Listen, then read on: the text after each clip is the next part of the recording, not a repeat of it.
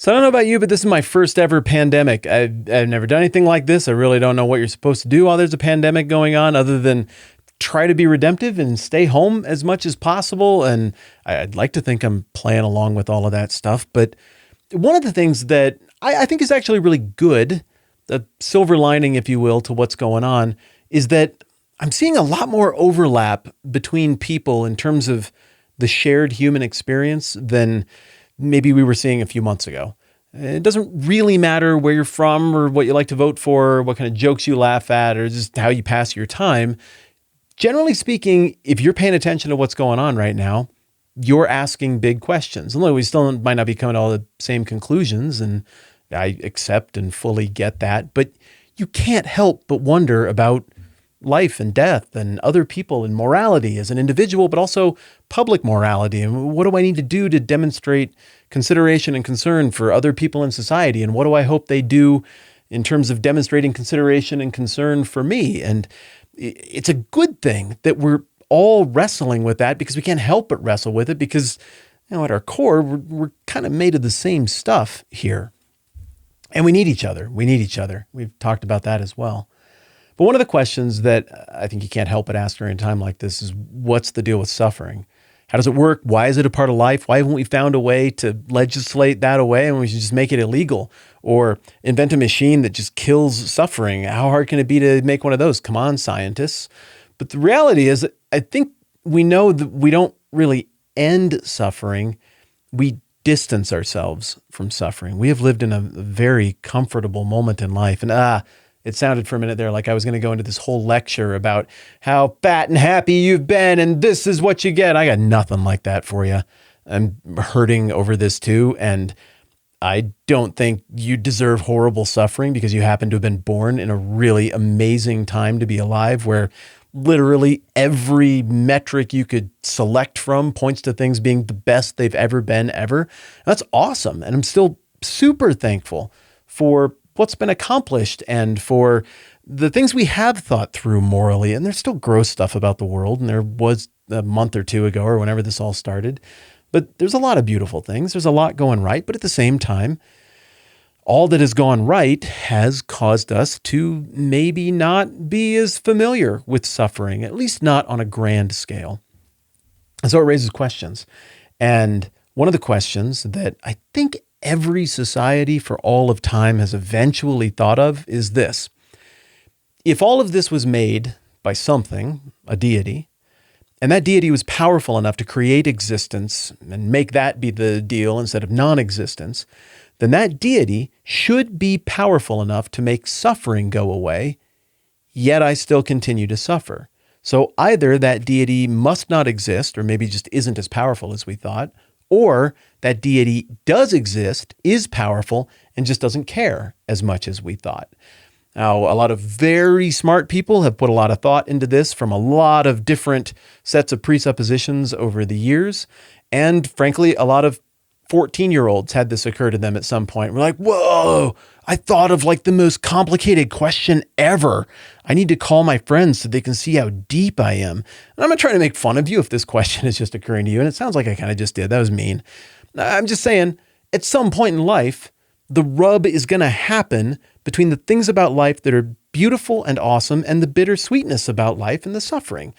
And when those things come together, God can't help but be part of the mental equation as we try to figure out what to do with that. So what you're going to have in a time like this is you're going to have people who have got their own sense of how God or theology works in their brain. And maybe it's really well developed and smart, and maybe it's still kind of rudimentary and in the developmental stage. But you have kind of a conception of God, and suffering is one of the things that can really make your compass spin about how that conception works and how accurate it might be. So people of faith are asking the question, where is God now? But people of not faith are also asking the question, where is God now? And in the last video that we did where we talked about COVID-19 and stuff, there were a few commenters who jumped in, and I'm not irritated with you at all, so please don't take this the wrong way. But you jumped in and you did the respectfully, fairly cliche thing where you're like, where is your God now?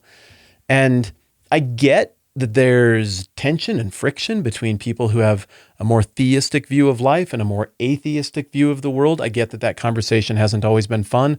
I'm sorry for that. That's not how I want it to be. I'd rather have it be fun and think it through together, put more processors on it, you know? But I get that sometimes that gets weird, and I get that sometimes we seize on opportunities to kind of put a thumb in the eye of people who've maybe not treated us the best, or we feel have kind of rubbed us the wrong way. And maybe it's kind of satisfying and cathartic for a person, a certain type of person of not faith, to put a thumb in the eye of kind of a Pollyannish person of faith who's like, I behave so well and I don't say the F word, and that is why bad things don't happen to me. I don't think there's a lot of people like that, but certainly the caricature exists, right? So you have this friction. It manifests in my silly little corner of the internet here on a previous video. And I don't know, part of me is like, that's so mean. Why be mean? Why not come together? And then the other part of me is like, that might have been meant as a dig. I assume it was. I mean, I'm literate and everything. But I also think it's a reasonable question. And I don't think you can get mad at somebody for asking the question, where is your God now in the face of suffering? Even if you might suspect that the motives were not entirely above board. So, hey, to my friends who are asking the question, where is your God now? For nice, friendly, innocent, honest, I just want to think it through reasons. And for those of you who are saying, checkmate, suffering proves there is no God, let's game that out. Let's take the question at face value and let's actually think about this thing together. Okay, the historical Christian position on suffering is that, we know. It's the whole reason that all of this whole Christianity thing is happening is because suffering is the problem. Suffering is the thing that is being overcome by God. And so from the very beginning of the Christian narrative and the Christian and Jewish scriptures, and I assume there's a Muslim story like this back in the beginning as well, because it overlaps a decent amount with the Jewish narrative as well, is the idea that suffering enters into the world.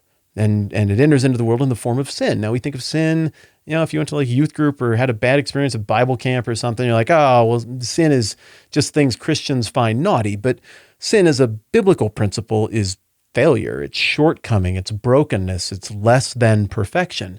So sin might be something that, you pick to do, volitional, bad, selfish, mean, cruel behavior. But it might also be something you didn't mean to do. You meant to do something good, but you did something dumb. I've certainly experienced both of those things myself. I've also experienced both of those things directed at me, both from people who wanted to hurt me and from people who probably wanted to help me and were just kind of inept in that moment and they did something dumb. Hey, I mean, we're all brothers and sisters in this regard. We're all victims of sin and we're all proliferators of sin and we're all potential agents of future sin, destructiveness, imperfection, whatever. And then there's just nature, right? Just stuff happens and it's hard to put a face on it or whatever. It just occurs. So sin, suffering, pain, shortcoming, the brokenness of the human experience is something that enters into the equation early in the Christian biblical narrative. And then God comes to what to us looks like a fork in the road. And he can be like, well, tough luck. I'm God. And just as easily as I can snap my fingers and make a new version of reality, so I can snap my other finger and end a version of reality, wad it up, throw it in the bin, let's do another one. But the God of the Bible doesn't do that, according to the text. Instead, he goes about this lengthy process of redemption. And that process is all about fixing what went wrong. But here's the problem. Okay, we ask our question, where's your God now? Why is there suffering and all of that? And what's implicit in that question is that God ought to be doing something about the suffering. Well, the Christian position is that he is. But what's also implicit in that question is that God ought to be doing something about the suffering now. Well, the biblical Christian position on that is he is, but it's intentionally taking a while. And there's a reason for that. Remember when we were kind of doing that heart-to-heart moment a minute ago where we were like, hey, it doesn't matter if you believe the same stuff as me or not. We can at least all acknowledge this. We have all done stuff out of wanton malice. And maybe it was a small thing, but it was still malicious. We knew what we were doing. We knew it would hurt other people. And we did it anyway. We have all done stuff out of good intentions and we just bumbled. We have all been the victim of other people's stuff. We've all been the victim of faceless evil and pain and suffering as well. So we're all in the same boat. I think we can agree on that. Well, here's the thing. If God were to end suffering now, like let's just pick something, for example, that we'd all like God to end. A virus. There's one entity that the majority of the world believes exists who's in a position to snap his fingers and solve the problem, and yet thus far, he's not solved the problem. Why not? Let's solve that virus. Well, would we be happy, though, if just something happened and there's like a miracle or something and just coronavirus just dried up and went away and everybody got better and all the grass turned green and your parents got undivorced and everything was fine? Like, I don't know. Would we really be happy? See, I don't think so. Because I think there would still be AIDS. And I think there would still be poverty. And I think there would still be mean people that say mean things and hurt us. I think there would still be middle school and the emotional pain that comes with that moment in life. I think there would still be the insecurities and vulnerabilities that we all drag around because secretly we think there is something wrong with us in some ways and something awesome about us in other ways. And that weird mix of pride and self-loathing, I mean, that's a source of suffering. That would need to go away too. Here's the deal. If God were to end suffering and not just stop at one brand with the virus, but end all suffering right now, the only way to do that would be to purge every agent of suffering, every potential agent of suffering. And you and me, we just agreed that we're both in that same boat. We both just agreed that we are potential agents of suffering. We can bring it upon ourselves. We can inflict it on other people. We can be a part of a faceless mass initiator of suffering that we didn't even mean to contribute to. So for God to end suffering would mean he would have to just remove us from the equation, even the nice ones of us. So instead, what we see in Christianity, and this is a little bit of a wrinkle to the question of where's your God now, is that instead of removing the potential agents of suffering, God sets out on a much lengthier process of redeeming the potential agents of suffering. Doing something in the lives of broken humanity and in a broken world that actually fixes it, that purifies and cleans it up and makes it better. And that to me is the beauty of the Christian journey, of the redemptive story of the Bible, is that instead of this, I'm washing my hands of that, y'all aren't good enough. It's as if God is saying, I can point out how glorious and powerful and in control of all of this I actually am by not freaking out, taking my time, and instead of just eliminating them for their capacity to create suffering, I'll just heal them. I'll provide a way out from all of this. And I'll do so at great expense to myself, which is what happens with Jesus and the cross and the resurrection. So when the historical Christian thought comes up against the question, where is your God now? Why is there suffering? The most basic answer would be, oh, we agree. We're against suffering too. Suffering is the problem. God agrees. Suffering is the problem. Unfortunately, we're part of the problem. And what God is doing right now is untangling those Christmas lights so that over here can go the desirable stuff and over here can go the stuff that causes the suffering and the yuck. Meaning that Christians believe that where is your God now is a very temporal question that addresses just this second. But the Christian theological view is that there's actually an end to history, or history as we know it or think of it right now. This is going somewhere. This redemptive process is carrying on. And as this redemptive snowball rolls downhill, it keeps collecting more stuff as it goes. It's actually good because more redeeming is happening the longer that history goes along. Unfortunately, that also means that suffering is happening alongside it, but that's going to get resolved. The redemption ultimately wins, and that's how it plays out. And of course, there's some of you, maybe my friends who wrote those comments, you're sitting right here with me.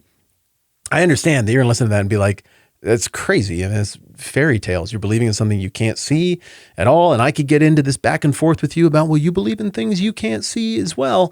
And if you travel the whole universe, we could just do the whole thing, but I don't want to do the whole thing. I just want to answer the question of what do Christians believe about suffering. We can debate why I think there's a God and you don't some other time. And I'm sure we'll have a good time. Maybe we can do it when everything's better and we can sit down and have a cup of coffee or something to make it fun in a place with a nice environment. But for the meantime, I'm just telling you, that's what we believe about suffering. Further, Christians believe that there's blessing in suffering. Whether that suffering is inflicted on the Christian by someone from the outside who just doesn't like what Christians believe, or whether it's inflicted on the Christian by a system that really needs that whole theism thing to go away in order for it to work on a society-wide level, or whether that suffering is a result of our own stupidity or failure. There's even learning in that. There's blessing in suffering. And in fact, I got a Bible here. Romans 5 something through something talks about this principle. Yeah, I even got it marked.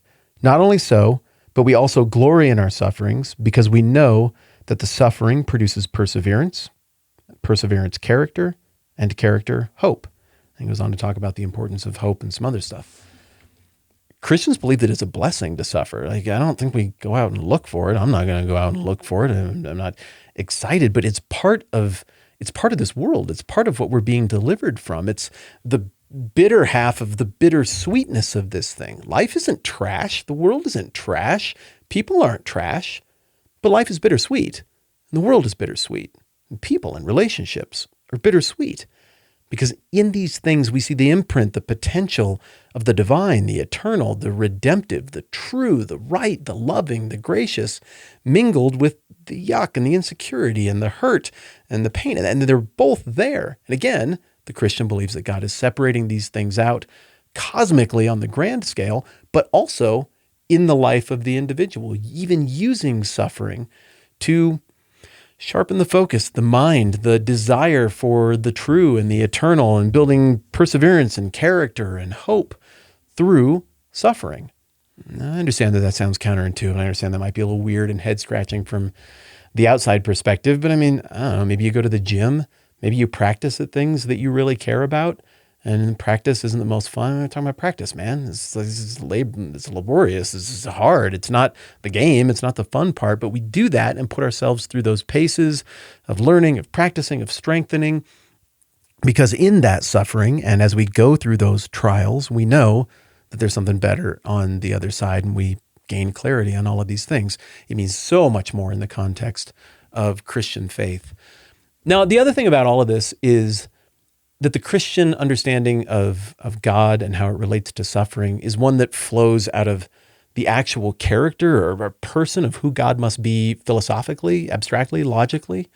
So if you got this system that wouldn't exist apart from a deity making it happen, and just run the simulation with me, whether you agree with me or not, I'd be grateful. You got this system, and this deity acts upon it to make it and initiate it, and it makes more sense that there'd be nothing instead of something, so now we got something. And there's a deity that's bigger, more powerful, and operates outside the only system you and I know, which is the physical system. Well, if such a deity came along, and we're like, all right, I made it. Now, what should the point of me as deity, as God be, now that this whole thing is running? Well, I think my number one goal should be to make sure those people are happy and comfortable. If that were to happen, I think the whole thing implodes. I don't think such a God can exist in a universe that we know operates in a binary 1-0 on-off true-false system. The law of binary opposition makes that impossible. I mean, for crying out loud, that Jim Carrey movie where he got to be God for a while explores this. People's happiness is a moving target. People's comfort is a moving target. There's no thing that God could do to make that work for everybody. And if he did, he would be slave to the ever-shifting whims of the finite beings he made. Well, why would such a deity exist? It just makes no sense whatsoever. And if such a deity did exist and was slave and in a position of subservience to the created people, how could such a God be powerful enough to do anything about our problem, which we both agree definitely exists? Suffering is a thing. So if there were to be a God that were going to do something about it, even over a longer period of time than maybe some of us might like, that God would have to be in the driver's seat, not in the make everybody feel good seat. No. Getting frustrated with God and saying, where is your God now, when suffering occurs because, well, why are you allowing suffering to occur? It's like getting mad at your grandma for not sending you that $10,000 when she never said she was going to send you $10,000. God never gave any indication anywhere that the reason he exists is for our comfort and happiness. He exists clearly, logically, for his glory. Now, that'd be arrogant if you or I did it because we're flawed. We're in the same boat. But if there really is a deity, a being that is flawless, unending, unlimited in every way, and perfect, the only rational thing for such a being to do would be to just own that, live within that. So now the Christian position is that God is pretty energetic about his own glory, and it's only okay because he's actually God. And when he says I'm awesome, he's actually right. When I say it, I'm a poser fraud and super arrogant and should be ignored or even mocked. So when we look at the question of suffering and we're like, okay, well, God clearly is against suffering and said that he would stop all of this. Why hasn't he? The question's wrong from the beginning. Whoa, whoa, whoa. Which God are you talking about? That I haven't read any of that. That doesn't make any sense. No, I do not. I do not assent to the premise here. No such God exists, nor could such a God exist based on what we know about ourselves and what we know about the notion of a perfect deity. Now, God never said that there would be no suffering. In fact, he said the opposite. He said the rain falls on the righteous and the wicked. He said that it doesn't matter how well you behave. The whole book of Job is about the fact that here's this guy who's super well behaved and rain falls on the righteous and the wicked. And it fell hard on that guy. Now, Christian theology fully accounts for the reality that good behavior, being super Christian, being very excited about Christian things, making Christian sounding stuff on the internet is no guarantee of being spared from the sufferings of this world. Everyone is subject to that, and everyone is in need of God's redemption cosmically and on the individual level in that regard. So, I add the whole thing up, and there's one component that is still missing from our conversation, and that is the question of God's goodness. Okay, so we've talked about God long-term redeeming, but why doesn't he care in the short term? I think he does. I think the Bible indicates that he does. That God is a God of comfort, that God shows care and patience and grace and forgiveness to people who are malicious, intentional agents of that suffering that we talked about.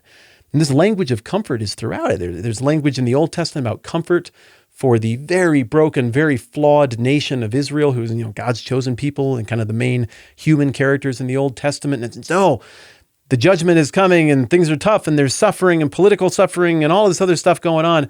But comfort, to my people, Israel. And the whole message of Jesus is that there is this comfort and this hope that comes in what he's doing, and that we can take comfort and hope in the fact that there is an end to history and there is resolution to this stuff. And so if you think Christians are just insane, one, for thinking of God, I'm sure we seem even insaner because we take hope in this. But the reality is we do, and it's hardwired into all of the assumptions of our faith. And in fact, and I did mark this one too, there's a verse that I want to end with that talks about the relationship between suffering that God is allowing to continue in this moment while he is simultaneously redeeming without destroying the objects of suffering, but instead redeeming us, the relationship between suffering and comfort. And I guess I'll just wrap it up here. I haven't covered everything about the problem of evil. It's a big problem. Smarter people than me have done a much better job than this at tackling it. But those are some of the things that I guess I think about, and where I land on it is, while one may reject the Christian understanding of suffering, there is undeniably a Christian understanding of suffering. And what I'm seeing unfold right now is not running counter to how God said things would be. It's perfectly in keeping. I don't know if people are being punished for being bad. I don't know if a government's being punished. I don't know if these are the end times. I don't really have any good theories on any of that. I just know that suffering's part of the deal, but God's faithfulness and redemption is part of the deal too. And so while we're in this phase where suffering and redemption stand side by side, God is sovereign over all of it. And there's comfort for the person in this moment and comfort for the person looking long-term. And here's a verse about this, and I'll sign off with this. And thanks for hanging out with me. All right. 2 Corinthians 1:3 through whenever I stop reading. Praise be to the God and Father of our Lord Jesus Christ, the Father of compassion and the God of all comfort, who comforts us in all our troubles, so that we can comfort those in any trouble with the comfort we ourselves have received from God. For just as we share abundantly in the sufferings of Christ, so also our comfort abounds through Christ. If we're distressed, it's for your comfort and salvation. If we're comforted, it's for your comfort, which produces in you patient endurance of the same sufferings we suffer. And our hope for you is firm, because we know that just as you share in our sufferings, so also you share in our comfort. I know I already said it, but thanks for thinking about this stuff with me, whether you're coming from the same corner of the world in terms of thought or a different one. I really do appreciate you. And Matt, this is the 10-Minute Bible Hour. Hang in. Let's do it again soon.